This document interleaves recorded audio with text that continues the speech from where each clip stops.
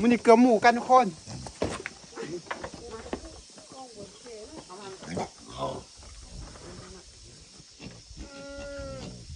ทางเดียวนี่สองเอาเส้นหางนี่กันเนาะงับ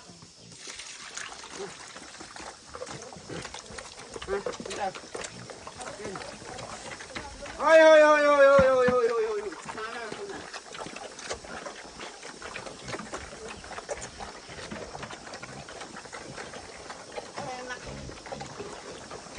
โอ้ยโอ้ยโอ้ยโอ้ยโอ้ยโอ้ยนั่นน่ะ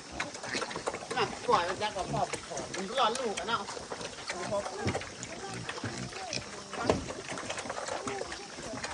งับไหมงับงับเอาตอนนั้นครับเพราะว่าข่าวจะเอาไก่มึงน่ะมันยันมึงน่ะนั่งตัวหนึ่งอยู่หัดมึงไหมเดี๋ยวเฮ้ยเอาไก่มึงน่ะ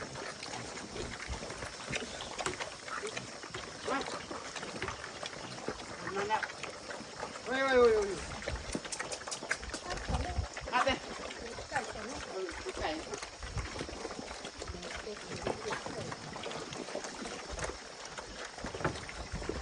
อันนี้หมูลงนะขอพ่อมขอหมูต้อนหมู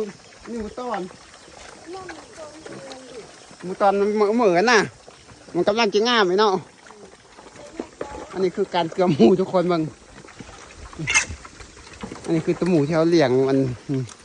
ซูมืออยู่ในเถียงสนามตอนนั้นจอดไปยังตัวหน่อยมันกลับมาตอนนี้มันอาตัวเหนือแล้วแต่ว่าตอนนี้มันผอมพอแนวกินมันบุพอมันลายโตโพดยังเหลือจากโตนี่1 2 3 4 5 6 7 8 9 10 11 12 13 14 15 16 17 18 19 21โตทั้งแม่ทั้งลูกทุกคนยังเหลือตัวหมู21โตทั้งแม่ทั้งลูกตัวนี้นะตัวนี้ก็เดียวหน่อยก็หักมันหน่อยแล้วครับมันตุ้ยมันก็งาม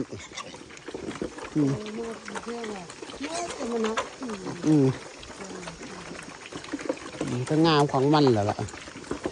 อุ้ยจะกัดการกินน้ำเดียวโดนแหละทุกคนมาได้อาหารตัวหมูแบบนี้แหละนั่งหนึ่งเอาไปเกลือตัวไก่ในอยู่หันมันจะได้เกลือตัวไก่แน่แล้วก็สิตัวเป็ดเท่าประเดี๋ยวมาแต่ตัวเป็ดเท่าว่าอยู่หน้าพุ่นอันนี้อยู่ในป่าได้นี่หนาวอย่างจากนามาเกี่ยวแล้วโคตรไก่อยู่กว่าจังหวัดพี่จากนามันนี่ก็ประมาณ30 นาทีอย่างมาจากเถียงนามาอันนี้อยู่ในสนามแล้วอยู่ในป่าบางเมื่อก็ได้มานอนเฝ้าแต่ว่าเมื่อคืนเนี่ยเอาพอได้มีผู้ใดมานอนเฝ้าไม่พอไปนอนเฮือนหมดก็กันนอนหน้าพ่อแม่ก็ไปนอนเฮือนเพราะว่าเขามานอนที่หลายมือแล้วนอนอยู่ในป่ากันนอนอยู่เฮือนส่วนจ้อยก็คือหากะ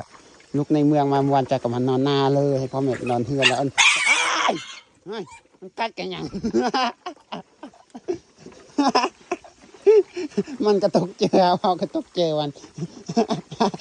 อย่ากัดเราพบกันในคลิปหน้าทุกคนสำหรับคลิปนี้ขอจบสำเร็จแล้วเราพบกันในคลิปหน้าแล้วก็บาย